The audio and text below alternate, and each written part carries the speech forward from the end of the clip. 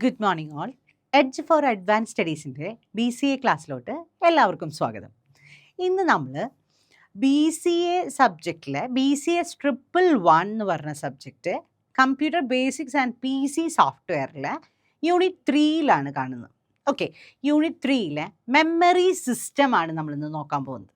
Okay, അപ്പം നിങ്ങൾക്കറിയാം, നമ്മൾ ഇപ്പോൾ ഒരു ഹ്യൂമൻ ബീയിങ്ങിന് തന്നെ ഇപ്പോൾ ഒരാളെ ഐഡൻറ്റിഫൈ ചെയ്യണത് എങ്ങനെയാണ്? നമ്മൾ അയാളുടെ ഫേസ് നമ്മുടെ മെമ്മറിയിൽ എവിടെയോ ഏതോ ഒരു സെല്ലിൽ പോയി കിടക്കുന്ന കാരണമാണ് നമുക്കൊരാളെ കാണുമ്പോഴോ അല്ലെങ്കിൽ എന്തെങ്കിലും ഒരു സബ്ജക്റ്റിനെ കുറിച്ചുള്ള ഡാറ്റയൊക്കെ നമുക്ക് എന്താ പറയുക റീറ്റെയിൻ ചെയ്യാൻ പറ്റുന്നത്, അല്ലെങ്കിൽ നമുക്ക് ഓർക്കാൻ പറ്റുന്നത് എന്തുകൊണ്ടാണ്? നമുക്ക് മെമ്മറി ഉള്ള കാരണമാണ്, അല്ലേ? ഇൻ ദ സെയിം വേ ആർക്കും മെമ്മറി വേണം. കമ്പ്യൂട്ടറിനും നിങ്ങൾക്കറിയാം, കമ്പ്യൂട്ടർ എന്ന് പറയുന്ന ഒരു ഡിവൈസിന് സ്വന്തമായിട്ട് IQ ഇല്ല, അല്ലെങ്കിൽ കോമൺ സെൻസ് ഇല്ലാത്ത IQ ഇല്ലാത്ത ഒരു സിസ്റ്റമാണ്, അല്ലേ? അപ്പോൾ അതിനെന്ത് ചെയ്യാൻ പറ്റില്ല? ചിന്തിച്ചിട്ട് ഒരു ആൻസർ ചെയ്യാനോ അതിന് കൊടുക്കുന്ന ഇൻസ്ട്രക്ഷൻസിന് അതിന് കറക്റ്റായിട്ട് ഹാൻഡിൽ ചെയ്യാം എന്നല്ലാതെ അതിന് സ്വന്തമായിട്ട് ഒരു ഡെസിഷൻ മേക്കിങ്ങിനുള്ള ഒരു കാപ്പബിലിറ്റി ഇല്ല എന്നറിയാം. അതുപോലെ തന്നെ ഡാറ്റ, അതിന് നമ്മൾ പെർമനൻ്റ് ആയിട്ട് അതിൽ ഡാറ്റ സ്റ്റോർ ആയാൽ മാത്രമേ അതിനത് നമുക്ക് പിന്നീട് യൂസ് ചെയ്യാനും പറ്റുള്ളൂ. അല്ലാതെ നമ്മൾ ഒരു പ്രാവശ്യം പഠിച്ചു, നമ്മുടെ മെമ്മറിയിൽ നിന്ന് നമുക്ക് റീറ്റെയിൻ ചെയ്തെടുക്കുന്ന പോലെ, അല്ലെങ്കിൽ നമുക്കത് എടുത്ത് തിരിച്ചെടുക്കാൻ പറ്റുന്ന പോലെ സിസ്റ്റത്തിന് അതിൻ്റെ എന്താ പറയുക കോമൺ സെൻസ് യൂസ് ചെയ്തിട്ട് അല്ലെങ്കിൽ IQ പവർ യൂസ് ചെയ്തിട്ടൊന്നും അതിന് ഡാറ്റ റിട്രീവ് ചെയ്തെടുക്കാൻ പറ്റില്ല. അതിനെന്ത് വേണം? നമുക്ക് എക്സ്ട്രാ ഡിവൈസസ് വേണം, അല്ലേ? അപ്പോൾ ആ ഡിവൈസസ് ആണ് നമ്മൾ മെമ്മറി ഡിവൈസസ് എന്ന് പറഞ്ഞിട്ട് നമ്മളിവിടെ പഠിക്കാൻ പോകുന്നത്. അപ്പോൾ മെമ്മറി എന്ന് പറഞ്ഞാൽ നമുക്കൊരു ഡെഫിനീഷൻ തന്നെ തുടങ്ങണം. എന്താണ് definition? Computer memory stores data and instruction in binary form, അല്ലേ? ഡാറ്റയും ഇൻസ്ട്രക്ഷനും ബൈനറി ഫോമിൽ നമ്മുടെ സിസ്റ്റത്തിന് CPU-ന് എപ്പോഴും പെട്ടെന്ന് ഡാറ്റ അവൈലബിൾ ആക്കാൻ വേണ്ടിയിട്ട് നമ്മൾ എന്താണ് ബൈനറി ഫോമിൽ നമ്മുടെ ഡാറ്റ സ്റ്റോർ ചെയ്യുന്നതിനെ നമുക്ക് എന്ത് വിളിക്കാം? കമ്പ്യൂട്ടർ മെമ്മറി എന്ന് വിളിക്കാം. ഓക്കെ, ഇനി നമുക്കൊരു ഹ്യൂമൻ ബീയിങ്ങുമായിട്ട് കമ്പ്യൂട്ടർ മെമ്മറീനെ കമ്പയർ ചെയ്യാണ്, അല്ലെങ്കിൽ ഒരു കമ്പ്യൂട്ടറിനെ കമ്പയർ ചെയ്യാണ്. അപ്പോൾ ഇയേഴ്സ് എന്ന് പറഞ്ഞ ഇൻപുട്ട് ഡിവൈസസ് ആണ്. നമുക്ക് ഇയേഴ്സ് ആണ് സിസ്റ്റത്തിന് എന്ത് ഇൻപുട്ട് ഡിവൈസസ് എന്ന് പറയുന്നത്. അതുപോലെ നമ്മൾ പ്രൊഡ്യൂസ് ചെയ്യുന്നത് മൗത്ത്. അങ്ങനെയാണ് നമ്മൾ എന്ത് ചെയ്യുന്നത്? നമ്മൾ പറഞ്ഞിട്ടോ അങ്ങനെയാണ് നമ്മൾ ഔട്ട്പുട്ട് ഡിവൈസസുമായിട്ട് കമ്പയർ ചെയ്യുന്നത്. മൗത്ത് എന്ന് പറയുന്നതാണ് കമ്പ്യൂട്ടറിൻ്റെ ഔട്ട്പുട്ട് ഡിവൈസസിന് ഈക്വലൻ്റ് ആയിട്ടുള്ളത്. അതുപോലെ ബ്രെയിൻ എന്ന് പറഞ്ഞാൽ നമ്മുടെ ബ്രെയിൻ എന്താണ്? സിസ്റ്റത്തിൻ്റെ CPU ആൻഡ് മെമ്മറിക്ക് ഈക്വലൻ്റ് ആണ്. അപ്പോൾ ഒരു ഹ്യൂമൻ ബീയിങ്ങുമായിട്ട് നിങ്ങൾ കമ്പയർ ചെയ്യുമ്പോൾ ഇങ്ങനെയാണ് വരുന്നത് എന്ന് വെച്ചാൽ ഇയേഴ്സ് എന്ന് പറയുമ്പോൾ നമ്മൾ കേൾക്കുന്നത് സിസ്റ്റം ഇൻപുട്ട് ഡിവൈസസ് വെച്ചിട്ടാണ് കാണും കേൾക്കുകയും ഒക്കെ ചെയ്യുന്നത്, എന്ന് വെച്ചാൽ അതിന് ഡാറ്റ കിട്ടുന്നത്. അതുപോലെ ബ്രെയിൻ എന്ന് പറയുമ്പോൾ എന്താണ്? CPU മെമ്മറി യൂസ് ചെയ്തിട്ടാണ് അത് ബ്രെയിൻ ചെയ്യുന്ന ഫങ്ഷൻസ് ഒക്കെ ചെയ്യുന്നത്. അതുപോലെ മൗത്താണ് നമുക്കെങ്കിൽ സിസ്റ്റത്തിന് എന്താണ് ഔട്ട്പുട്ട് ഡിവൈസസ് വെച്ചിട്ടാണ് അത് ഔട്ട്സൈഡ് വേൾഡുമായിട്ട് കമ്മ്യൂണിക്കേഷൻ നടത്തുന്നത്. ഓക്കെ, ഇനി നമുക്കറിയാം മെമ്മറി എന്ന് പറയുമ്പോൾ അതെന്താണ്? നമ്മൾ എന്തുകൊണ്ടാണ് മെമ്മറി യൂസ് ചെയ്യുന്നത്, അല്ലെങ്കിൽ എന്താണ് അത് ചെയ്യുന്നത്? ആ ഒരു മെമ്മറി എന്ന് പറയുന്നത് എന്താണ്? It bridges the gap, speed gap between CPU and storage. നമ്മുടെ സ്റ്റോറേജ് ഡിവൈസസും CPU തമ്മിലുള്ള ഒരു ഇൻ്റർഫേസ്, ഒരു സ്പീഡ് ഗ്യാപ്പ് നമുക്ക് ഒഴിവാക്കാൻ വേണ്ടിയിട്ടാണ് നമ്മൾ മെമ്മറി മാനേജ്മെൻറ്റ് യൂണിറ്റ് എന്നുള്ളത് തന്നെ പഠിച്ചുകൊണ്ടിരിക്കുന്നത്. ഓക്കെ, ഇനി അടുത്തത് നമ്മൾ ഇതാണ് നമ്മുടെ ലേണിംഗ് ഒബ്ജക്റ്റീവ്. എന്തൊക്കെയാണ്? ടൈപ്സ് ഓഫ് മെമ്മറി പഠിക്കണം, മെമ്മറി ഹൈറാർക്കി പഠിക്കണം, സെക്കൻഡറി സ്റ്റോറേജ് ഡിവൈസസിനെ കുറിച്ച് പഠിക്കണം, പിന്നെ നമുക്ക് semiconductor memory, magnetic memory, optical memory എന്താണെന്നൊക്കെയാണ് നമ്മുടെ ഇന്നത്തെ ക്ലാസ്സിലെ മെയിൻ ഒബ്ജക്റ്റീവ് എന്ന് പറയുന്നത്. ഓക്കെ, നെക്സ്റ്റ് നമുക്ക് മെമ്മറി എന്ന് പറഞ്ഞാൽ തന്നെ നമ്മൾ ഒരു ഫിഗർ വെച്ചിട്ടാണ് നമ്മൾ അതിനെ റെപ്രസെൻറ്റ് ചെയ്യുക. അപ്പോൾ നമുക്ക് അതെങ്ങനെയാണെന്നൊന്ന് നോക്കി നോക്കാം കേട്ടോ. മെമ്മറി എന്ന് പറയുമ്പോൾ എന്താണ്? മെമ്മറി എന്ന് പറഞ്ഞിട്ട് നിങ്ങൾ കൊടുക്കുക. മെമ്മറീനെ നമുക്ക് രണ്ടായിട്ട് ഡിവൈഡ് ചെയ്യാം. എന്താണ്? Primary memory and secondary memory. Okay, അതിൽ പ്രൈമറി മെമ്മറിയിലാണ് നമുക്ക് റാം, റോം ഒക്കെ ഏതാണ്? പ്രൈമറി മെമ്മറിയുടെ ഭാഗമായിട്ടാണ് വരുന്നത്. ഇനി റാമിനെ നിങ്ങൾക്ക് എങ്ങനെ വിളിക്കാം? SRAM, DRAM എന്നൊക്കെ പറഞ്ഞിട്ട് എഗെയിൻ ഡിവിഷൻ ഉണ്ട്. ഓക്കെ, റോം ആണെങ്കിൽ നിങ്ങൾക്ക് എന്തൊക്കെ പറയാം? PROM ഉണ്ട്, EPROM ഉണ്ട്, പിന്നെ EEPROM ഉണ്ട്. ഓക്കെ, എങ്ങനെയാണ് ഡിവിഷൻ? മെമ്മറീനെ തന്നെ നമുക്ക് എങ്ങനെ ഡിവൈഡ് ചെയ്യാം? പ്രൈമറി മെമ്മറി, പ്രൈമറി മെമ്മറി തന്നെ റാം റോം എന്നൊക്കെ പറഞ്ഞിട്ട് അവൈലബിൾ ആണ്. അതിൽ റാമിനെ നമുക്ക് SRAM DRAM എന്ന് പറഞ്ഞിട്ട് ഡിവൈഡ് ചെയ്യാം. റോമിനെ നമുക്ക് PROM EPROM ആൻഡ് EEPROM എന്ന് പറഞ്ഞിട്ട് നമുക്ക് ഡിവിഷൻ കൊടുക്കാം. ഇവിടെ നമുക്ക് magnetic type, optical type, semi conductor type എന്നൊക്കെ പറഞ്ഞിട്ട് നമുക്ക് എന്ത് ചെയ്യാൻ പറ്റും, ഇവിടെയും നമുക്ക് ഡിഫറെൻറ്റ് ഡെഫിനീഷൻസ് കൊടുക്കാൻ പറ്റും, അല്ലെങ്കിൽ ഡിഫറെൻറ്റ് ടൈപ്സ് ആയിട്ട് നമുക്കത് ഡിഫൈൻ ചെയ്യാൻ പറ്റും. ഓക്കെ, അപ്പോൾ നമ്മൾ പ്രൈമറി മെമ്മറിയുടെ കാര്യമാണ് ഇവിടെ ഫസ്റ്റ് നോക്കുന്നത്. നമുക്കറിയാം, ഓക്കെ, നിങ്ങൾക്ക് കാണാനുണ്ടാവില്ല അല്ലേ? ഓക്കെ, പ്രൈമറി മെമ്മറി എന്ന് പറയുമ്പോൾ നമുക്ക് ഫാസ്റ്റായിട്ട് ഡാറ്റ ആക്സസ് ചെയ്യാൻ പറ്റുന്നത് പ്രൈമറി മെമ്മറിയാണ്. പക്ഷേ ഒരു ബിറ്റ് സ്റ്റോർ ചെയ്യാനുള്ള കോസ്റ്റ് ഏറ്റവും കൂടുതൽ ഏതിലായിരിക്കും? സെക്കൻഡറി ഡിവൈസസിനേക്കാളും അപ്ലൈ ചെയ്യുമ്പോൾ, അല്ലെങ്കിൽ സെക്കൻഡറിനെ കമ്പയർ ചെയ്യുമ്പോൾ നമുക്ക് പ്രൈമറിയിലാണ് ഹയർ കോസ്റ്റ് ആയിരിക്കും. ഒരു ബിറ്റ് സ്റ്റോർ ചെയ്യാനുള്ള കോസ്റ്റ് ഹയർ ആയിരിക്കും. പിന്നെ വോളട്ടൈൽ ഇൻ നേച്ചറാണ്. റാമിനെ കുറിച്ചും ക്യാഷ് മെമ്മറി ഒക്കെ ആണെങ്കിൽ ഇറ്റ് ഈസ് വോളട്ടൈലാണ്. ഓക്കെ, വോളട്ടൈൽ എന്ന് പറഞ്ഞാൽ മെമ്മറിയിൽ ഡാറ്റ നമുക്ക് സ്റ്റോർ ചെയ്യുക, അല്ലെങ്കിൽ ഡാറ്റ അവൈലബിൾ ആവണമെങ്കിൽ പവർ ഉണ്ടായിരിക്കണം. പവർ ഉള്ളപ്പോൾ മാത്രമാണ് നമുക്ക് എന്ത് ചെയ്യാൻ പറ്റുള്ളൂ, ഡാറ്റ റീറ്റെയിൻ ചെയ്തെടുക്കാൻ പറ്റുള്ളൂ. പവർ ലോസ് വന്നു കഴിഞ്ഞാൽ നമ്മുടെ ഡാറ്റയും ലോസ് ആവും. ഓക്കെ, അതുകൊണ്ടാണ് അതിനെ വോളട്ടൈൽ നേച്ചർ എന്ന് പറയുന്നത്. പിന്നെ directly accessed by the CPU ആണ്. പ്രൈമറി മെമ്മറിയിലുള്ള ഡാറ്റയാണ് CPU-ന് പെട്ടെന്ന് അവൈലബിൾ ആവുക. അതുകൊണ്ട് തന്നെ അത് directly accessed by the CPU ആണ്. പിന്നെ പ്രൈമറി മെമ്മറി എപ്പോഴും എന്താണ്, സ്മോളർ സ്റ്റോറേജ് കപ്പാസിറ്റി ഉണ്ടാവുള്ളൂ. കാരണം നമുക്കറിയാം, സ്മോളർ ആയിരിക്കുമ്പോൾ നമുക്ക് അവിടുന്ന് ഡാറ്റ വേഗം ഫൈൻഡ് ഔട്ട് ചെയ്യാനുള്ള സ്പീഡിൽ നമുക്ക് എന്ത് ചെയ്യാൻ പറ്റും, ഡാറ്റ ഫൈൻഡ് ഔട്ട് ചെയ്യാൻ പറ്റും. അതുകൊണ്ടാണ് സ്മോളർ സ്റ്റോറേജ് കപ്പാസിറ്റി ആയിട്ട് പ്രൈമറി മെമ്മറിനെ നിലനിർത്തുന്നത്.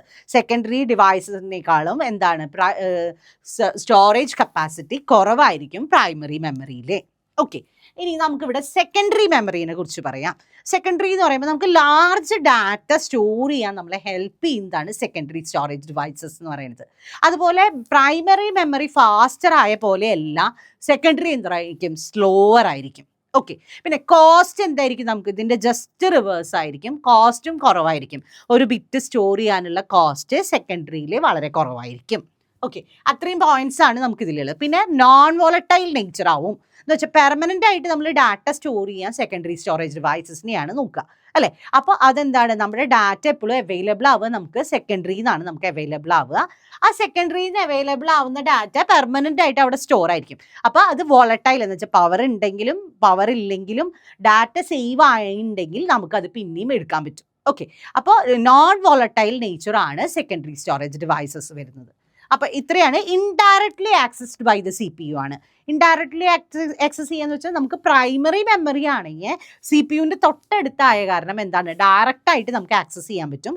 പക്ഷേ സെക്കൻഡറി എങ്ങനെയല്ല, നമുക്ക് CPU-ന് ഡയറക്റ്റ് ആയിട്ട് ആക്സസ് ചെയ്യാൻ പറ്റുന്ന പെർമിഷൻ ഇല്ല. ഓക്കെ, ആ സെക്കൻഡറിയിൽ നിന്നുള്ള ഡാറ്റ ആദ്യം പ്രൈമറിയിൽ വന്ന് പ്രൈമറിയിൽ നിന്നാണ് പിന്നെ CPU-ന് ഡാറ്റ അവൈലബിൾ ആവുക. അപ്പോൾ അതൊരു ഭാഗമാണ്. ഇതാണ് നമ്മൾ പറയുന്നത് കേട്ടോ. നമുക്കൊരു ഡാറ്റ വേണമെങ്കിൽ ഡാറ്റ എവിടെ നിന്ന് മൂവ് ചെയ്യണം, സെക്കൻഡറി സ്റ്റോറേജ് ഡിവൈസസ് നിന്ന് പ്രൈമറി മെമ്മറിയിലോട്ടാണ് മൂവ് ചെയ്യുക, ട്രാൻസ്ഫർ ചെയ്തിട്ടാണ് ചെയ്യാൻ പറ്റുള്ളൂ. CPU process data directly from the primary memory എന്ന് പറഞ്ഞാൽ പ്രൈമറി മെമ്മറിയിലുള്ള ഡാറ്റ മാത്രമാണ് CPU-ന് ഡയറക്റ്റ് ആയിട്ട് ആക്സസ് ചെയ്യാനും പ്രോസസ്സ് ചെയ്യാനും പറ്റുള്ളൂ. പിന്നെ നമ്മൾ ആദ്യ റിസൾട്ട് പ്രൈമറിയിൽ സ്റ്റോർ ചെയ്യും, പ്രൈമറിയിൽ നിന്നാണ് പിന്നെ സെക്കൻഡറിയിലേക്ക് അത് പെർമനൻ്റ് ആയിട്ട് ഡാറ്റ ട്രാൻസ്ഫർ ചെയ്തിട്ടാണ് സ്റ്റോർ ചെയ്യണത്. ഓക്കെ, പിന്നെ നമുക്കൊരു ഹയറാർക്കി പഠിക്കാനുണ്ട്. അത് അടുത്ത ഒരു ടോപ്പിക്ക് വരുമ്പോൾ ഞാൻ പറഞ്ഞുതരാം. ഒരു മെമ്മറി ഹയറാർക്കി പഠിക്കാനുണ്ട്. അത് നമുക്ക് സ്ലോവർ ആണോ ഫാസ്റ്റർ ആണോ കോസ്റ്റിൻ്റെ ബേസിലൊക്കെയാണ് നമ്മൾ എന്ത് വിളിക്കുന്നത്, മെമ്മറി ഒരു ഹയറാർക്കി ബേസിൽ നമുക്ക് എക്സ്പ്ലെയിൻ ചെയ്തു തരുന്നത്.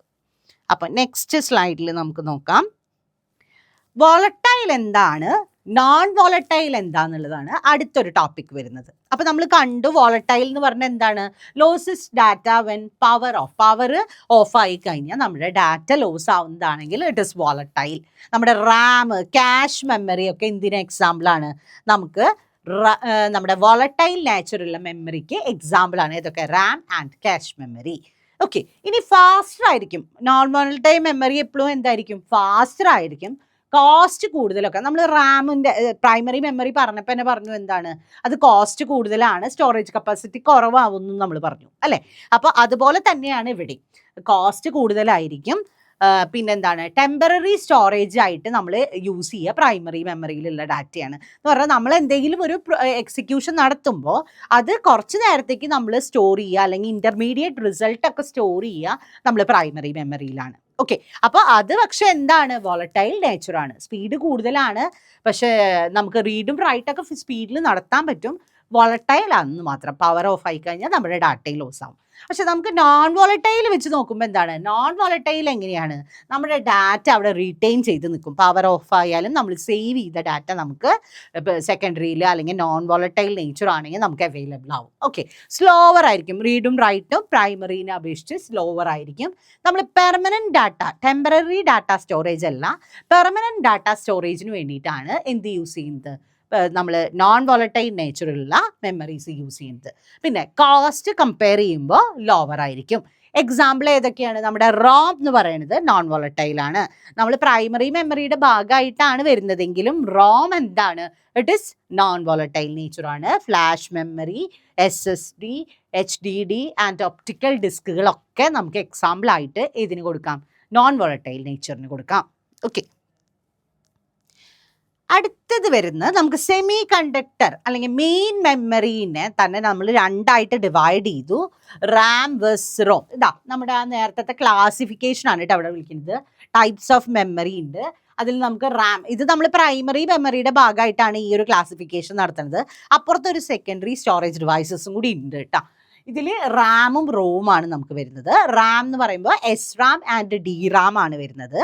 റോം എന്ന് പറയുമ്പോൾ നമ്മൾ പറഞ്ഞു PROM ഉണ്ട്, EPROM ഉണ്ട്, EEPROM ഉണ്ട്. ഓക്കെ, ഇനി നമുക്ക് റാം വെസ് റോമിലെ റാം എന്താന്ന് പഠിക്കാം. ഓക്കെ, റാം എന്ന് പറഞ്ഞാൽ ഫുൾ ഫോം നിങ്ങൾക്ക് അറിയണം, റീഡ് റൈറ്റ് മെമ്മറി എന്ന് പലരും എഴുതാറുണ്ട്. അപ്പോൾ അത് എഴുതാൻ നിൽക്കരുത്, റീഡ് റൈറ്റ് മെമ്മറി തന്നെയാണ്, പക്ഷെ അതിൻ്റെ എക്സ്പാൻഷൻ അതല്ല, റാൻഡം ആക്സസ് മെമ്മറി എന്നാണ്.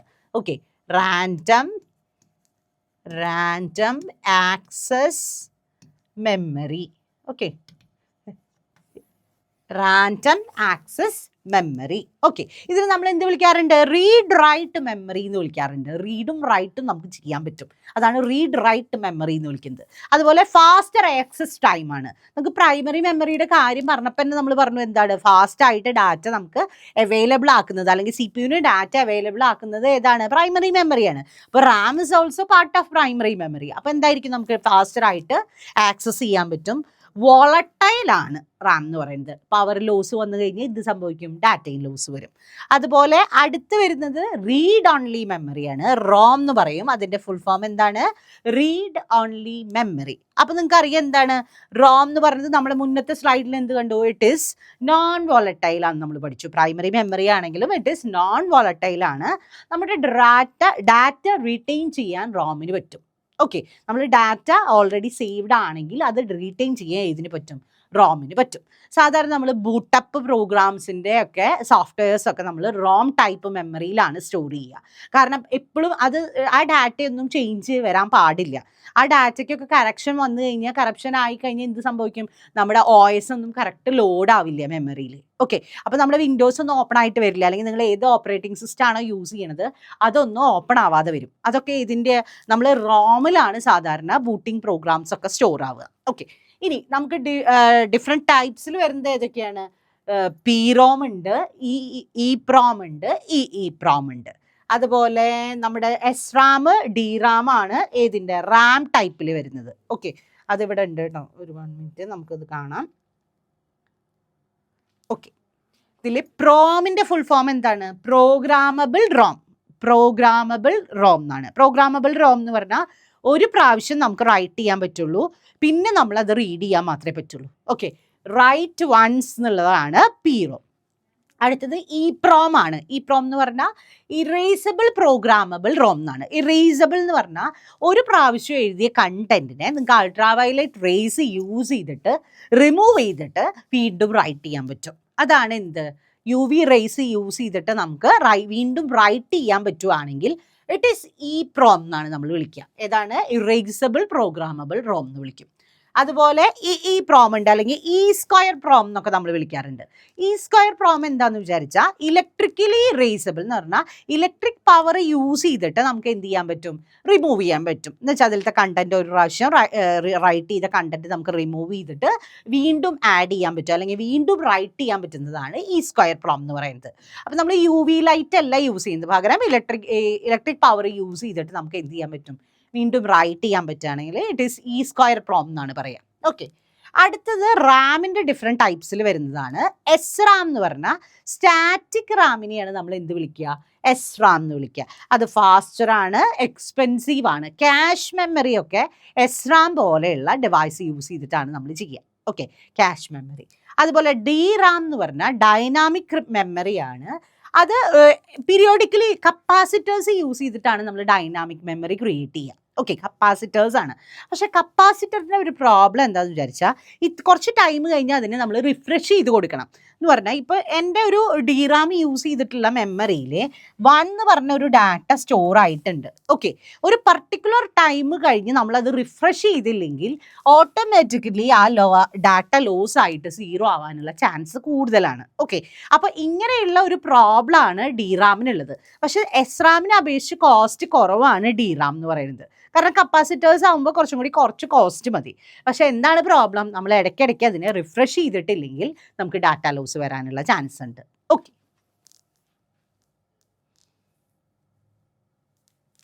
അടുത്തത് നമുക്ക് സ്റ്റാറ്റിക് റാമും ഡൈനാമിക് റാമും തമ്മിലുള്ള ഡിഫറൻസ് ആണ്. അപ്പോൾ നമുക്ക് സ്റ്റാറ്റിക് റാം അല്ലെങ്കിൽ എസ് റാം എന്നാണ് നമ്മൾ പറയുക. അതിൽ ഫാസ്റ്റർ ആക്സസ് ടൈമാണ്, പെട്ടെന്ന് ഡാറ്റ അവൈലബിൾ ആവും നമുക്ക്. No refreshes required. ഞാൻ നേരത്തെ പറഞ്ഞ പോലെ കപ്പാസിറ്റേഴ്സ് അല്ല, പകരം ട്രാൻസിസ്റ്റേഴ്സ് ആണ് നമ്മൾ എസ് റാമിൽ യൂസ് ചെയ്യുന്നത്. അതുകൊണ്ട് എന്ത് വേണ്ട, റിഫ്രഷിങ് പീരിയോഡിക്കലി നമ്മൾ ചെയ്യേണ്ട ആവശ്യമില്ല. പക്ഷേ എന്താണ്, നമ്മൾ ട്രാൻസിസ്റ്റേഴ്സ് യൂസ് ചെയ്യുമ്പോൾ കോസ്റ്റ് കൂടും. ഒരു ബിറ്റ് സ്റ്റോർ ചെയ്യാനുള്ള കോസ്റ്റ് ഹയർ ആണ്. അതുപോലെ മോർ പവർ കൺസംഷൻ ആണ്, കുറേ പവർ നമുക്ക് വേണം. ഫ്ലിപ്പ് ഫ്ലോപ്പ് സർക്യൂട്ട്സ് ഇതിൽ യൂസ് ചെയ്യുന്നുണ്ട്. നമ്മൾ ക്യാഷ് മെമ്മറി ആണ് എസ് റാം വെച്ചിട്ട് ക്രിയേറ്റ് ചെയ്യുന്നത്. അല്ലെങ്കിൽ എസ് റാമിൽ ക്യാഷ് മെമ്മറി എന്ന് പറഞ്ഞ മെമ്മറി എസ് റാമിൻ്റെ അണ്ടറിൽ അല്ലെങ്കിൽ ആ ഒരു ബേസിൽ വർക്ക് ചെയ്യുന്ന ഒന്നാണ്. ഇത്രയും പോയിന്റ്സ് ആണ് നമുക്ക് ഇതിനെ കുറിച്ച് പറയാനുള്ളത്, സ്റ്റാറ്റിക് റാമിനെ കുറിച്ച് പറയാനുള്ളത്. അപ്പോൾ ഡൈനാമിക് ആകുമ്പോൾ ഇതിൻ്റെ ജസ്റ്റ് ഓപ്പോസിറ്റ് ആവും കുറേ പോയിന്റ്സ് വരുന്നത്. നമുക്ക് നോക്കി നോക്കാം. ഫസ്റ്റ് വൺ ഏതാണ്, DRAM ഓർ ഡൈനാമിക് റാം എന്നാണ് അതിൻ്റെ ഫുൾ ഫോം വരുന്നത്. സ്ലോവർ ആക്സസ് ടൈം ആയിരിക്കും. അതുപോലെ പീരിയോഡിക് റിഫ്രഷ് ആവശ്യമുണ്ട്. ലോവർ കോസ്റ്റ് പെർ ബിറ്റ് ആയിരിക്കും. നമുക്ക് കുറച്ച് ഡാറ്റ എന്ന് വെച്ചാൽ നമുക്ക് ഡാറ്റ സ്റ്റോർ ചെയ്യാനുള്ള ആ ഒരു കോസ്റ്റ് ആലോചിക്കുമ്പോൾ വളരെ കുറവ് മതി. പവർ കൺസംഷൻ കുറവാണ്. കപ്പാസിറ്റേഴ്സ് ആണ് സ്റ്റോർ ചെയ്യുന്നത്. ഈ കപ്പാസിറ്റേഴ്സ് ആയതുകൊണ്ടാണ് എന്ത് സംഭവിക്കുന്നത്, ഡാറ്റ ലോസ് വരുന്നത്, അല്ലെങ്കിൽ അതിനെ റിഫ്രഷ് ചെയ്യേണ്ട ആവശ്യം വരുന്നത് എന്തുകൊണ്ടാണ്, ഇത് നമ്മൾ കപ്പാസിറ്റേഴ്സ്. ഇതിൽ ട്രാൻസിസ്റ്റേഴ്സും ഫ്ലിപ്പ് ഫ്ലോപ്സും ഒക്കെ ആയ കാരണമാണ് ഇതിൽ നമുക്ക് എന്താ ആവശ്യമില്ലാത്തത്, നമുക്ക് റിഫ്രഷ്മെൻറ്റ് ആവശ്യമില്ലാത്തത്. ഓക്കെ, അതുപോലെ നമ്മൾ മെയിൻ മെമ്മറി എന്ന് പറഞ്ഞ കൺസെപ്റ്റ് ഏത് വെച്ചിട്ടാണ്, DRAMൻ്റെ ബേസിൽ വർക്ക് ചെയ്യുന്ന ഒന്നാണ്. ഇവിടെ ക്യാഷ് മെമ്മറിയാണ്, ഇവിടെ മെയിൻ മെമ്മറിയാണ്. ഓക്കെ, അത്രയാണ് നമുക്ക് ഏതിൽ പഠിക്കാനുള്ളത്, റാമിൻ്റെ ഡിഫറെൻറ്റ് ടൈപ്സിൽ വരുന്നത്. ഇനി റോം ആണ്. റോം എന്ന് പറഞ്ഞപ്പോൾ നമ്മൾ പഠിച്ചു 3 ടൈപ്പാണത്. PROM, EPROM, EEPROM ആണ് വരുന്നത്. അതിൽ എല്ലാം നോൺ വോളട്ടൈലാണ്. 3 എണ്ണം നോൺ വോളട്ടൈലാണ്. നോൺ വോളട്ടൈൽ എന്ന് പറഞ്ഞാൽ എന്താ, പവർ ലോസ് വന്നാലും നമ്മുടെ ഡാറ്റയ്ക്ക് ഒന്നും സംഭവിക്കില്ല. ഓക്കെ, ഇനി റോം പെർമനൻറ്റ് ഡാറ്റ അല്ലെങ്കിൽ firmware and boot programs. ഞാൻ പറഞ്ഞു OS പോലെയുള്ളതൊക്കെ ബൂട്ട് ചെയ്ത് കയറാൻ നമ്മളെ ഹെൽപ്പ് ചെയ്യുക ഏതാണ്, റോം എന്ന് പറഞ്ഞ മെമ്മറിയിലാണ്. ഈ ഡാറ്റ സ്റ്റോർ ചെയ്ത കാരണമാണ്. ആ റോമിലുള്ള ഡാറ്റയ്ക്ക് കറപ്ഷൻ ഒന്നും വരാതിരിക്കാൻ വേണ്ടിയിട്ടാണ് അത് റീഡ് ഓൺലി ആക്കിയിരിക്കുന്നത്, വേറെ ആരും അതിനെ ആക്സസ് ചെയ്യാതിരിക്കാൻ വേണ്ടിയിട്ട്. ഓക്കെ, ഇനി നമ്മൾ എന്താണ് ചെയ്യുക, ഈ കുറച്ചും കൂടി ഫ്ലെക്സിബിൾ ആയിട്ടുള്ളത് എന്ന് പറഞ്ഞാൽ ഈ പ്രോമ എന്ന് പറഞ്ഞു അല്ലെ. ഈ പ്രോം എന്ന് പറഞ്ഞാൽ ഈ സ്ക്വയർ പ്രോം എന്ന് പറയാറുണ്ട്. ഇലക്ട്രിക്കലി ഇറേസബിൾ എന്ന് പറഞ്ഞാൽ ഇലക്ട്രിക് പവർ യൂസ് ചെയ്തിട്ട് നമുക്ക് അതിൽ നിന്ന് ഡാറ്റ ഇറേസ് ചെയ്തിട്ട് വീണ്ടും റൈറ്റ് ചെയ്യാൻ പറ്റും. അതുകൊണ്ടാണ് അതിനെ നമുക്ക് റീപ്രോഗ്രാം ചെയ്യാൻ പറ്റുന്ന കാരണമാണ് അത് കുറച്ചും കൂടി ഫ്ലെക്സിബിൾ ആണെന്ന് പറയുന്നത്. ഈ ഒരു ഫിഗേഴ്സൊക്കെ ഇതിൻ്റെ എക്സാമ്പിളായിട്ട് നമ്മുടെ മദർ ബോർഡിലുള്ള ഒരു ചിപ്പ് ഫോമിലാണ് നമുക്കിപ്പോൾ റാമൊക്കെ കാണാൻ പറ്റിയത്. ഇതൊക്കെ റാമിനുള്ള എക്സാമ്പിളാണ്, റോമിനൊക്കെ ഉള്ള എക്സാമ്പിളുകളാണ് കേട്ടോ. അടുത്തത് നമുക്ക് മാഗ്നറ്റിക് സെക്കൻഡറി സ്റ്റോറേജിന്റെ ഭാഗമായിട്ട് വരുന്നത് നമുക്ക് മാഗ്നറ്റിക് മെമ്മറി ടൈപ്സ് നോക്കി നോക്കാം. അതിൽ മാഗ്നറ്റിക് സ്റ്റോറേജ് ഡിവൈസസ് ഏതൊക്കെയാണ്? നമുക്ക് hard disk, floppy disk, magnetic tape ഡിവൈസുകൾ, പെൻ ഡ്രൈവുകളൊക്കെ മാഗ്നറ്റിക് മെമ്മറിയുടെ ടൈപ്പിൽ വരുന്നതാണ്. ഓക്കെ, അതിൽ ഹാർഡ് ഡിസ്ക് എന്ന് പറഞ്ഞാൽ നമ്മൾ പ്രൈമറി സ്റ്റോറേജ് ആയിട്ട് നമ്മൾ സാധാരണ ഡെസ്ക്ടോപ്പിലും PCസിലും ലാപ്ടോപ്പിലൊക്കെ നമ്മൾ സാധാരണ ഇപ്പോൾ യൂസ് ചെയ്യുന്നത് ഹാർഡ് ഡിസ്ക് ആണ് അല്ലേ. പിന്നെ ഫ്ലോപ്പി ഡിസ്ക് എന്ന് പറഞ്ഞാൽ പഴയ ഒരു 1.44 MB വരെയുള്ള ഡാറ്റ മാത്രമാണ് നമുക്കൊരു എന്ത് വെച്ചിട്ട് ചെയ്യാൻ പറ്റുള്ളൂ, ഒരു ഫ്ലോപ്പി ഡിസ്ക് വെച്ചിട്ട് നമുക്ക് സ്റ്റോർ ചെയ്യാൻ പറ്റുള്ളൂ.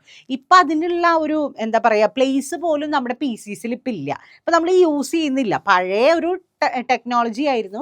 കുറച്ച് ഡാറ്റ സ്റ്റോർ ചെയ്യാൻ നമ്മൾ യൂസ് ചെയ്തിരുന്നതായിരുന്നു. കുറച്ച് ടെക്സ്റ്റ് ഫയൽസോ അല്ലെങ്കിൽ എന്തെങ്കിലുമൊക്കെ ഒരു ഇമേജൊക്കെ നമ്മൾ സ്റ്റോർ ചെയ്യാൻ കൊണ്ട് നടന്നതാണ് ഫ്ലോപ്പി.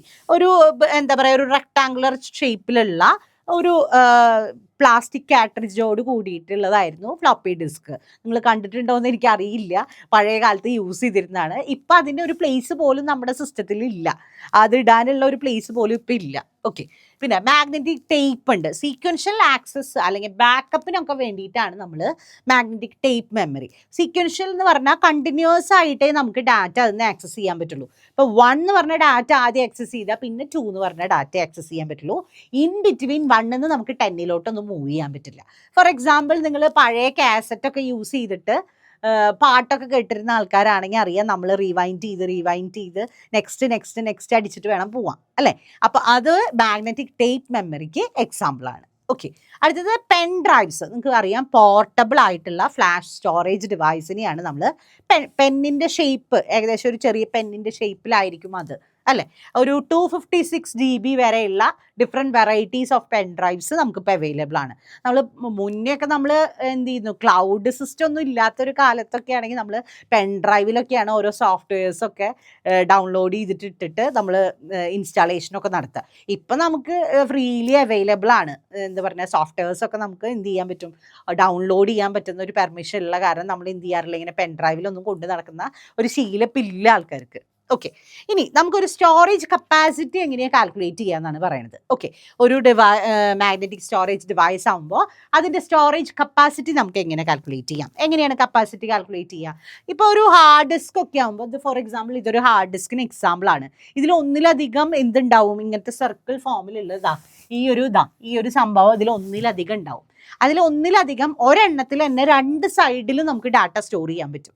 അപ്പം അതുകൊണ്ടാണ് സർഫസ് എന്ന് പറയുന്നത്. ഇവിടെ സർഫസ്, ആ 2 സർഫസ് ഉണ്ടെങ്കിൽ 2 സർഫസിലും നമുക്ക് ഡാറ്റ സ്റ്റോർ ചെയ്യാൻ പറ്റും. ചിലത് ഒരു സർഫസിൽ മാത്രമേ പറ്റുള്ളൂ. അപ്പോൾ ഇവിടെ വാല്യൂ 1 ആണ് വരിക. ഓക്കെ, ഇനി ട്രാക്ക് എന്ന് പറഞ്ഞാൽ ഈ ഒരു സർക്കിൾ ഫോമിനെ നമ്മൾ വീണ്ടും കോൺസെൻട്രിക് ഡിഫറെൻറ്റ് സർക്കിൾസ് ആയിട്ട് ഡിഫൈൻ ചെയ്തിട്ടുണ്ടാവും. ഇതിൽ ഈ ഒരു കോൺസെൻട്രിക് സർക്കിളിനെ നമ്മൾ വിളിക്കുന്ന പേരാണ് ട്രാക്ക് എന്നുള്ളത്. ഓക്കെ, ഇതിൽ എത്ര ഉണ്ടാവും? ഓരോ കോൺസെൻട്രിക് സർക്കിളിലും ഒന്നിലധികം ട്രാക്കുകൾ ഉണ്ടായിരിക്കും. ഓക്കെ, ഇനി ഒരു ട്രാക്ക് കഴിഞ്ഞ അടുത്തതാണ് സെക്ടേഴ്സ് എന്ന് വിളിക്കുന്നത്. ഒരു ട്രാക്കിന് തന്നെ നമ്മൾ ചെറിയ സ്മോൾ ഡിവിഷൻ ആയിട്ട് ഡിവൈഡ് ചെയ്തിട്ടുണ്ടാവും. അതാണ് സെക്ടർ. ഓക്കെ, ഇതിൻ്റെ ഉള്ളിലാണ് നമ്മൾ ഡാറ്റ സ്റ്റോർ ചെയ്യുന്നതെങ്കിൽ ഒരു സർക്കിളിനെ ട്രാക്കായിട്ട് ഡിവൈഡ് ചെയ്തിട്ടുണ്ട്, ട്രാക്കിനെ അഗെയിൻ സെക്ടേഴ്സ് ആയിട്ട് ഡിവൈഡ് ചെയ്തിട്ടുണ്ട്. ഇനി ഒരു സെക്ടറിൽ എത്ര ബൈറ്റ് സ്റ്റോറേജ് ഹോൾഡ് ചെയ്യുന്നു, ഇതെല്ലാം കൂടി മൾട്ടിപ്ലൈ ചെയ്താൽ നമുക്ക് കിട്ടുന്നതാണ് total capacity of the memory. അല്ലെങ്കിൽ ആ മെമ്മറി ഡിവൈസിൽ എത്ര ഡാറ്റ ഹോൾഡ് ചെയ്യാൻ പറ്റുന്നു നമ്മൾ എങ്ങനെയാണ് നോക്കുക? കപ്പാസിറ്റി വെച്ചിട്ടാണ്. കപ്പാസിറ്റി എങ്ങനെയാണ് കാൽക്കുലേറ്റ് ചെയ്യുക? Surfaces into track into sectors into byte per sectors. ഈ ഡാറ്റ ഉണ്ടെങ്കിൽ നമുക്ക് ടോട്ടൽ കപ്പാസിറ്റി കാൽക്കുലേറ്റ് ചെയ്യാൻ പറ്റും. ഓക്കെ, ഫോർ എക്സാമ്പിൾ ഇവിടെ നോക്കി നോക്കുക, ഒരു 2.5 ഡിസ്ക് വിത്ത് 6 പ്ലേറ്റ്സ് ഉണ്ട്. 6 പ്ലേറ്റ്സ് എന്ന് പറഞ്ഞാൽ ഇതിൽ ഓരോന്നും എത്ര എണ്ണം ഉണ്ട്, ഈ ഒരു സർക്കിൾ ഫോമിലുള്ളത് എത്ര എണ്ണം ഉണ്ട് എന്ന് പറയുന്നതാണ് 6 പ്ലേറ്റ്സ് ഉണ്ടെങ്കിൽ 2 സൈഡിലും ഡാറ്റ സ്റ്റോർ ചെയ്യാൻ പറ്റുന്നുണ്ടെങ്കിൽ 12 സർഫസസ് ഉണ്ടാവും. 12 സർഫസസ് ഉണ്ട്. അതിൽ 250 സെക്ടേഴ്സ് പെർ ട്രാക്ക് ഉണ്ട്. 5250 ട്രാക്ക് പെർ സർഫസ് ഉണ്ട്. 512 ബൈറ്റ്സ് ഉണ്ട്. ഇതെല്ലാം കൂടി മൾട്ടിപ്ലൈ ചെയ്ത് കഴിഞ്ഞാൽ നമുക്ക് എത്ര കിട്ടും?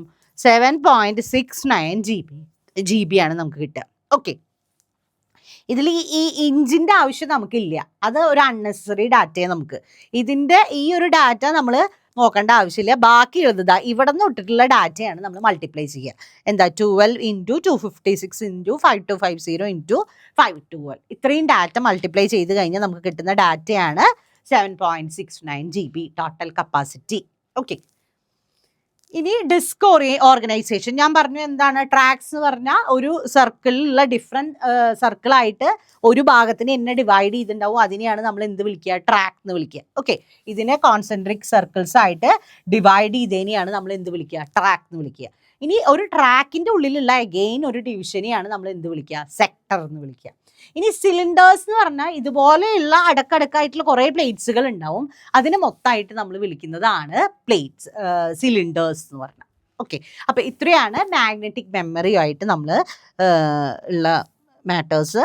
അടുത്തൊരു സ്ലൈഡിൽ നമ്മൾ ഒപ്റ്റിക്കൽ മെമ്മറീനെ കുറിച്ചാണ് പറയുക. ഒപ്റ്റിക്കൽ എന്ന് പറഞ്ഞ വേർഡ് നമുക്കറിയാം. ലൈറ്റ് യൂസ് ചെയ്തിട്ട് നമ്മൾ റീഡോ റൈറ്റോ ഒക്കെ ചെയ്യുകയാണെങ്കിൽ അതിനെയാണ് നമ്മൾ വിളിക്കുന്നത് ഒപ്റ്റിക്കൽ മെമ്മറി സിസ്റ്റം എന്ന് വിളിക്കുന്നത്. അല്ലെങ്കിൽ optical memory type storage devices light സോഴ്സും ആയിട്ട് ഡിപ്പെൻഡ് ചെയ്തതായിരിക്കും. അല്ല, ഫസ്റ്റ് വൺ നമുക്ക് നോക്കാം. CD-ROM ആണ് ഒരു ഒപ്റ്റിക്കൽ സ്റ്റോറേജ്. കോമ്പാറ്റബിൾ ഡിസ്ക് എന്നാണ് CD-നെ വിളിക്കുക. റോം എന്ന് പറയുമ്പോൾ read only memory. Okay, read only type read only ആണ്. ഒരു 650 MB കപ്പാസിറ്റി ഒക്കെ ഉള്ളതാണ്. നമ്മളിപ്പോൾ CDs ഒന്നും സാധാരണ യൂസ് ചെയ്യാറില്ല. പക്ഷേ CD-ROM എന്ന് പറയുന്നത് ഒപ്റ്റിക്കൽ ടെക്നിക്ക് യൂസ് ചെയ്തിട്ട് വർക്ക് ചെയ്യുന്നതാണ്. ഓക്കെ, അപ്പോൾ എന്ന് പറഞ്ഞാൽ ഓൾറെഡി ഒരു പ്രാവശ്യം റൈറ്റ് ചെയ്ത് കഴിഞ്ഞാൽ പിന്നെ അത് നമുക്ക് ഡാറ്റ റീഡ് ചെയ്യാൻ മാത്രം പറ്റുന്നതാണ് CD-ROM എന്ന് പറയുന്നത്. അടുത്തത് CDR എന്ന് പറഞ്ഞാൽ നമുക്ക് പ്ലെയിൻ ഡിസ്കുകൾ കിട്ടും. റൈറ്റ് ടു വൺസ്, നമുക്ക് ഒരു പ്രാവശ്യം റൈറ്റ് ചെയ്യാനുള്ള പെർമിഷൻ ഉള്ളതാണ് CDR എന്ന് പറയുന്നത്. Okay, compact disc write to once എന്നാണ് അതിനെ വിളിക്കുക. 650 to 700 MB വരെയുള്ള ഒരു ഡാറ്റ സ്റ്റോർ ചെയ്യാനൊക്കെ നമുക്ക് CDR യൂസ് ചെയ്യാൻ പറ്റും. അടുത്തതാണ് CDRW, റീറൈറ്റബിൾ. CDRW എന്ന് പറഞ്ഞാൽ എന്താണ്? Compact disk rewritable. റീറൈറ്റബിൾ എന്ന് പറഞ്ഞാൽ എന്താണ്? നമുക്ക് വീണ്ടും വീണ്ടും അതിലേക്ക് ഡാറ്റ കണ്ടന്റ് റൈറ്റ് ചെയ്യാൻ പറ്റും. നമ്മൾ സാധാരണ ന്യൂറോ പോലെയുള്ള NERO പോലെയുള്ള സോഫ്റ്റ്വെയർസ് ഒക്കെ യൂസ് ചെയ്തിട്ട് നമുക്ക് എന്ത് ചെയ്യാൻ പറ്റും? ഒരു CD-യിലേക്ക് റൈറ്റ് ചെയ്യാനൊക്കെ നമ്മൾ യൂസ് ചെയ്യുന്ന സോഫ്റ്റ്വെയർ ആണത്. ഓക്കെ, അതിൻ്റെ കപ്പാസിറ്റി എത്രയാണ്? ഒരു 650 to 700 MB വരെയുള്ള ഡാറ്റ നമുക്ക് എന്ത് ചെയ്യാൻ പറ്റും? ഒരു CDRW കോമ്പാക്ട് ഡിസ്ക് റീറൈറ്റബിൾ വെച്ചിട്ട് നമുക്ക് റൈറ്റ് ചെയ്യാൻ പറ്റും, അല്ലെങ്കിൽ ബേൺ ചെയ്യാൻ പറ്റും. അടുത്ത ടൈപ്പാണ് കുറച്ചും കൂടി കപ്പാസിറ്റി കൂടിയതാണ് DVD. ഡിജിറ്റൽ വീഡിയോ ഡിസ്ക് എന്ന് പറയാറുണ്ട്, അല്ലെങ്കിൽ ഡിജിറ്റൽ വേഴ്സറ്റൈൽ ഡിസ്ക് എന്നൊക്കെ വിളിക്കാറുണ്ട് DVD-നെ. അതും ഇതുപോലെ എന്തുണ്ട്? DVD-ROM ഉണ്ട്, റീഡ് ഓൺലി. പക്ഷെ അതിൽ കപ്പാസിറ്റി എത്രയാണ്? 4.7 to 8.5 GB വരെയുള്ള. GB എന്ന് പറഞ്ഞാൽ ജിഗാബൈറ്റ് കേട്ടോ, അത് നമ്മൾ കേട്ടിട്ടുണ്ടാവും അല്ലേ. MB എന്ന് പറഞ്ഞാൽ മെഗാബൈറ്റ്, അതിനെയാണ് ജിഗാബൈറ്റ്. അത്രയും ഡാറ്റ നമുക്ക് സ്റ്റോർ ചെയ്യാൻ പറ്റും. അടുത്ത DVR എന്ന് പറഞ്ഞാൽ എന്താ? Digital versatile disc rewritable. Rewritable അല്ല, റൈറ്റ് വൺസ് കേട്ടോ. DVD-R എന്ന് പറഞ്ഞാൽ എന്താണ്? Digital versatile disc write once. Write വൺസിൻ്റെ അതിൻ്റെ സെയിം കപ്പാസിറ്റി തന്നെയാണ്. 4.7 to 8.5 GB, 8.5 വരെ GB ആണ് അതിൻ്റെ കപ്പാസിറ്റി വരുന്നത്. അടുത്തത് DVD-RAM എന്ന് പറയുമ്പോൾ digital versatile disc read and write memory, അല്ലെങ്കിൽ റീഡ് റൈറ്റബിൾ മെമ്മറി എന്നൊക്കെ നമുക്ക് വിളിക്കാം. ഓക്കെ, അതിൻ്റെ സൈസ് എത്രയാണ്? 4.7 to 9.4 വരെയുള്ള GB സൈസിൽ DVD-RAM അവൈലബിൾ ആണ്. ഓക്കെ, ഇനി അഡ്വാൻറ്റേജ് ഡിസഡ്വാൻറ്റേജും നമുക്ക് നോക്കി നോക്കാം. അതിൽ ഹൈ സ്റ്റോറേജ് കപ്പാസിറ്റിയാണ് അല്ലേ. നമുക്ക് ഡാറ്റ കൂടുതലും സ്റ്റോർ ചെയ്യാൻ പറ്റും. കുറച്ച് നാൾ, ഒരു 50 to 20 ഇയർ വരെയുള്ള ലൈഫ് സ്പാൻ ഉണ്ട് അല്ലേ. നമുക്ക് CD-യിൽ നന്നായി അറ്റ്മോസ്ഫിയറുമായിട്ട് എന്താ പറയുക, കോണ്ടാക്ട് വരാത്ത ഒരു ഏരിയയിൽ നന്നായി സൂക്ഷിക്കുകയാണെങ്കിൽ എന്ത് വരാം? ഒരു 50 to 20 ഇയർ വരെയുള്ള ലൈഫ് സ്പാൻ ഉണ്ട്. അത് കഴിഞ്ഞാൽ portable and easy to distribute ആണ്. നമുക്കിത് കൊണ്ടു നടക്കാൻ പറ്റും അല്ലേ. CD DVD ഒക്കെ ആയാലും അത്ര അധികം വെയിറ്റ് ഉള്ള സാധനങ്ങളൊന്നുമല്ല. അപ്പോൾ നിങ്ങൾക്ക് എന്ത് ചെയ്യാൻ പറ്റും? വേറെ എവിടേക്കെങ്കിലും പോർട്ടബിൾ ആണിത്, കൊണ്ട് നടക്കാനൊക്കെ പറ്റും. നമുക്ക് ഡിസ്ട്രിബ്യൂട്ട് ചെയ്യാനും ഈസിയാണ് അല്ലേ. ഇനി അടുത്തത് അതിൻ്റെ ഡിസഡ്വാൻറ്റേജ് ആയിട്ട് വരുന്നത് എന്താണ്? സ്ലോവർ ആക്സസ് ടൈം ആണ്. നമ്മൾ മാഗ്നറ്റിക് സ്റ്റോറേജ് യൂസ് ചെയ്യുന്നതിനേക്കാളും സ്ലോവർ ആയിട്ടാണ് നമുക്കൊരു ഡിസ്കിലുള്ള ഡാറ്റ അല്ലെങ്കിൽ CD-യിലുള്ള ഒരു ഡാറ്റ ആക്സസ് ചെയ്യാൻ പറ്റുള്ളൂ. ആക്സസ് ചെയ്യാന്ന് വെച്ചാൽ റീഡോ റൈറ്റോ ചെയ്യാം, ആക്സസ് ചെയ്യാൻ പറ്റുള്ളൂ. ഫിസിക്കൽ ഡാമേജ് വരാനുള്ള ചാൻസ് കൂടുതലാണ്. നമ്മൾ നല്ല രീതിയിൽ അത് ഹാൻഡിൽ ചെയ്തിട്ടില്ലെങ്കിൽ സ്ക്രാച്ച് പോലെയുള്ള കാര്യങ്ങളൊക്കെ വന്നു കഴിഞ്ഞാൽ പിന്നെ ഡാറ്റ നമുക്ക് അതിന്ന് റിട്രീവ് ചെയ്തെടുക്കുക കുറച്ച് ബുദ്ധിമുട്ടായിരിക്കും. അപ്പോൾ അതാണ് ഒപ്റ്റിക്കൽ മെമ്മറീനെ കുറിച്ച് നമുക്ക് പറയാനുള്ളത്.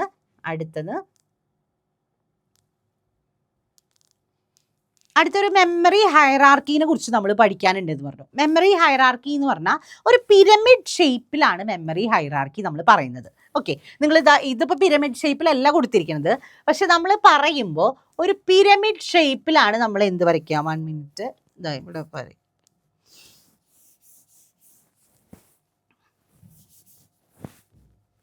ഓക്കെ, നമുക്കിതാ ഇവിടെ തന്നെ വരയ്ക്കാം. ഒരു പിരമിഡ് ഷേപ്പിലാണ് നമ്മൾ എന്ത് വരയ്ക്കുക, മെമ്മറി ഹൈറാർക്കീനെ വരയ്ക്കാറ്. അതിൽ ഏറ്റവും ടോപ്പിൽ വരിക രജിസ്റ്റേഴ്സ് ആണ്. രജിസ്റ്റേഴ്സ് എന്ന് പറഞ്ഞാൽ CPU-ൻ്റെ ഉള്ളിലുള്ള ചെറിയ സ്റ്റോറേജ് ഏരിയനെ ടെമ്പററി ഡാറ്റ അല്ലെങ്കിൽ ഇൻ്റർമീഡിയറ്റ് റിസൾട്ട് ഒക്കെ സ്റ്റോർ ചെയ്യാനുള്ള ചെറിയ ഏരിയനെ നമ്മൾ വിളിക്കുന്നതാണ് രജിസ്റ്റേഴ്സ്. ഓക്കെ, അപ്പോൾ ആദ്യം ഇവിടെ CPU ആണെങ്കിൽ തൊട്ടടുത്തുള്ള ആളാണ് ആര്, രജിസ്റ്റേഴ്സ് എന്ന് പറയുന്നത്. തൊട്ടടുത്തുള്ള ആളാണ് രജിസ്റ്റേഴ്സ് എന്ന് പറയുന്നത്. പിന്നെ രജിസ്റ്റേഴ്സ് കഴിഞ്ഞാൽ നമുക്ക് ആരുണ്ട്, ക്യാഷ് മെമ്മറി ഉണ്ട്. ക്യാഷ് മെമ്മറി അവൈലബിൾ ആണ്. ക്യാഷ് മെമ്മറി കഴിഞ്ഞാൽ നമുക്ക് പ്രൈമറി മെമ്മറി ഇവിടെ ഉണ്ട്. നമുക്ക് പ്രൈമറി മെമ്മറി അവൈലബിൾ ആണ്. അത് കഴിഞ്ഞാൽ നമുക്ക് സെക്കൻഡറി സ്റ്റോറേജ് ഡിവൈസസ് അടുത്ത ലെയറിലുണ്ട്. Secondary storage. അത് കഴിഞ്ഞാൽ നിങ്ങൾക്ക് ഫ്ലാഷ് ഡ്രൈവ് അങ്ങനത്തെ കാര്യങ്ങളൊക്കെ ഇവിടെ കൊടുക്കാം. മാഗ്നറ്റിക് ടേപ്പ് മെമ്മറി ഒക്കെ ഇതിൻ്റെ ലാസ്റ്റാണ് വരിക. ഓക്കെ, അതൊക്കെ സെക്കൻഡറിയുടെ ഭാഗമാണ്. സെക്കൻഡറി സ്റ്റോറേജ് ഡിവൈസസ് എന്ന് മാത്രം കൊടുത്താലും മതി. അപ്പോൾ ഒരു പിരമിഡ് ഷേപ്പിലായിരിക്കും. ഇതിൽ കോസ്റ്റ് ഏറ്റവും കൂടുതലായിരിക്കും. കോസ്റ്റ് എന്ന് പറയുന്നത് താഴ്ന്ന് മുകളിലോട്ട് പോവുകയാണെങ്കിൽ കൂടിക്കൊണ്ടാണ് വരിക. കാരണം നമ്മൾ ഒരു ബിറ്റ് സ്റ്റോർ ചെയ്യാനുള്ളത് രജിസ്റ്ററിനെ നോക്കുമ്പോൾ ഏറ്റവും കൂടുതലാണ്. ഏതിനെ കമ്പയർ ചെയ്യുമ്പോൾ, സെക്കൻഡറി സ്റ്റോറേജ് ഡിവൈസസിനെ കമ്പയർ ചെയ്യുമ്പോൾ ഏറ്റവും കൂടുതൽ കോസ്റ്റ് വരിക ആർക്കാണ്, രജിസ്റ്റേഴ്സിനാണ്. സ്പീഡ് എങ്ങനെയാണ് വരിക, സ്പീഡും ഏറ്റവും കൂടുതലായിരിക്കും രജിസ്റ്റേഴ്സിനായിരിക്കും. കാരണം എന്താ, CPU-ൻ്റെ തൊട്ടടുത്തിരിക്കുന്ന ആൾ ആരാ, രജിസ്റ്ററാണ്. അപ്പം പെട്ടെന്ന് ഡാറ്റ സ്പീഡിൽ അവൈലബിൾ ആവുക ആരിൽ നിന്നാണ്, രജിസ്റ്റേഴ്സ് എന്നാണ്. അത് കഴിഞ്ഞിട്ടാണ് ക്യാഷിൽ നിന്ന്, അത് കഴിഞ്ഞിട്ടാണ് പ്രൈമറി മെമ്മറിയിൽ നിന്നൊക്കെ കിട്ടുള്ളൂ. ഓക്കെ, അപ്പോൾ കൂടുതൽ സ്പീഡിൽ നമുക്ക് ഡാറ്റ ആക്സസ് ചെയ്യാൻ പറ്റുക എവിടെയാണ്, രജിസ്റ്റേഴ്സ് എന്നാണ്. ഇനി നമ്മൾ മെമ്മറി കപ്പാസിറ്റി നോക്കുമ്പോൾ എങ്ങനെയായിരിക്കും, അത് നേരെ ഓപ്പോസിറ്റാണ് മെമ്മറി കപ്പാസിറ്റി. കാരണം എന്താണ്, രജിസ്റ്റേഴ്സിൻ്റെ കപ്പാസിറ്റി വളരെ കുറവായിരിക്കും. കൂടുതൽ ആർക്കാണ് വരിക, നമ്മൾ HDD അല്ലെങ്കിൽ SSD പോലെയുള്ള സ്റ്റോറേജ് ഡിവൈസുകൾക്കാണ് എന്ത് കൂടുതലും കപ്പാസിറ്റി വരിക, ഡാറ്റ സ്റ്റോർ ചെയ്യാനുള്ള കപ്പാസിറ്റി വരിക. അപ്പോൾ ആ കാര്യം മാത്രമാണ് താഴോട്ട് വരുള്ളൂ. ബാക്കിയുള്ളതൊക്കെ മുകളിലോട്ടാണ്. ആക്സസ് ചെയ്യാനുള്ള സ്പീഡ്, റൈറ്റും റീഡൊക്കെ ചെയ്യാനുള്ള അങ്ങനത്തെ കാര്യങ്ങളൊക്കെ സ്പീഡ്, പിന്നെ കോസ്റ്റ്, അതൊക്കെ കൂടുതലാണ് ഏത്, രജിസ്റ്റേഴ്സിനെ സംബന്ധിച്ച് നോക്കുമ്പോൾ. ഓക്കെ, ഇനി രജിസ്റ്റേഴ്സ് എന്ന് പറഞ്ഞാൽ നമുക്ക് എന്താണ്, ഫാസ്റ്റസ്റ്റ് ആണ്, സ്മോളസ്റ്റ് ആണ്, മോസ്റ്റ് എക്സ്പെൻസീവ് ആണ്. ഫോർ എക്സാമ്പിൾ നമുക്ക് MAR എന്ന് പറഞ്ഞിട്ടുള്ള എന്തുണ്ട്, രജിസ്റ്റർ ഉണ്ട്. മെമ്മറി അഡ്രസ് രജിസ്റ്റർ എന്നാണ് വിളിക്കുക. അതുപോലെ PC ഉണ്ട്. PC എന്ന് വെച്ചാൽ പ്രോഗ്രാം കൗണ്ടർ എന്ന് പറഞ്ഞിട്ടുള്ള ഒരു രജിസ്റ്റർ ഉണ്ട്.